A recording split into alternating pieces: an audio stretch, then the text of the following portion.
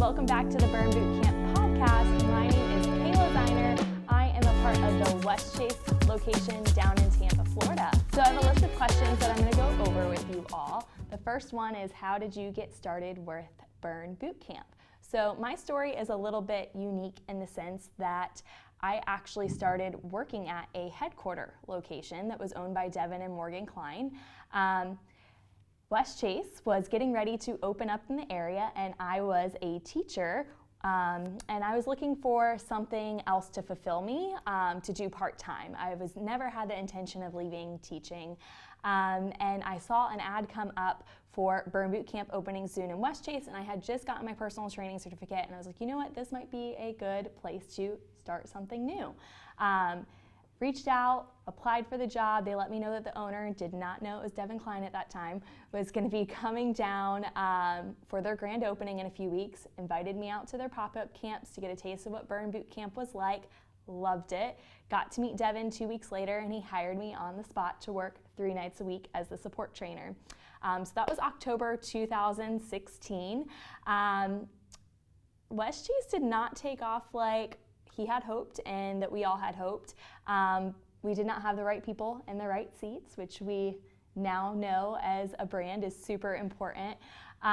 So Devin actually had me come up to Burn U in December. It was Burn U 6, and I am currently at Burn U 61 right now. He had me come up, and he basically watched me grow at Burn U and was like, you know, I have an opportunity for you. Would you be interested in taking over the gym and running it down in Westchase and taking on more of a full-time leadership position? I was really scared. I was like, you know, I'm a teacher, like I have job security, I have health care, but it was just something that I was really passionate about, and so I dove in head first. I did not leave teaching though until March. I had to get my babies through their testing.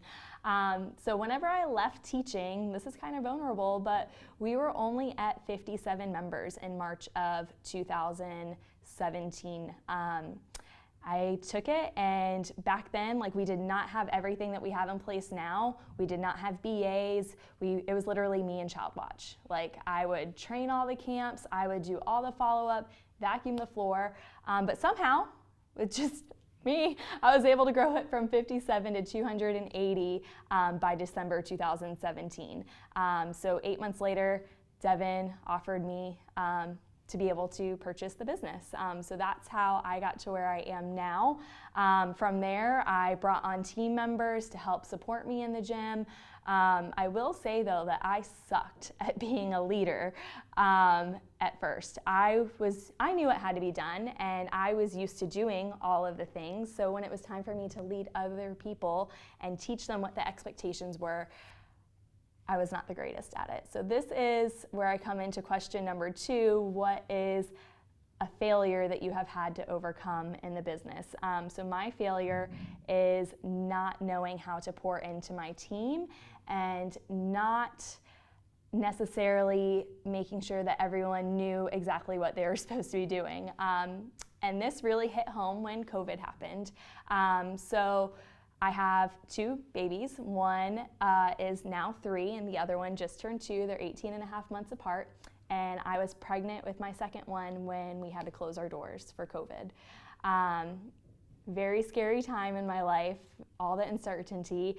You know, I had my baby in July of 2020, and I was not in the gym as much, but I was relying on my team to do all of these things. And me as a leader, I didn't really teach them how they were supposed to be doing them because I was the one picking up the slack when I was there.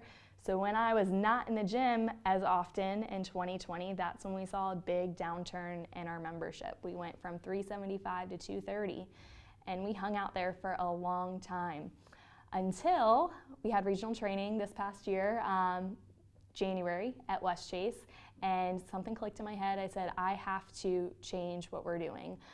So I took it upon myself to learn more about leadership.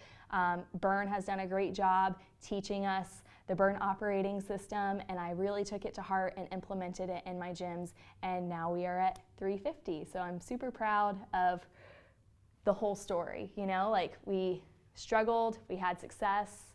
The success then took a downturn because of me in a leadership role didn't know exactly what to do, and now we are climbing back again and we're going to be better than ever.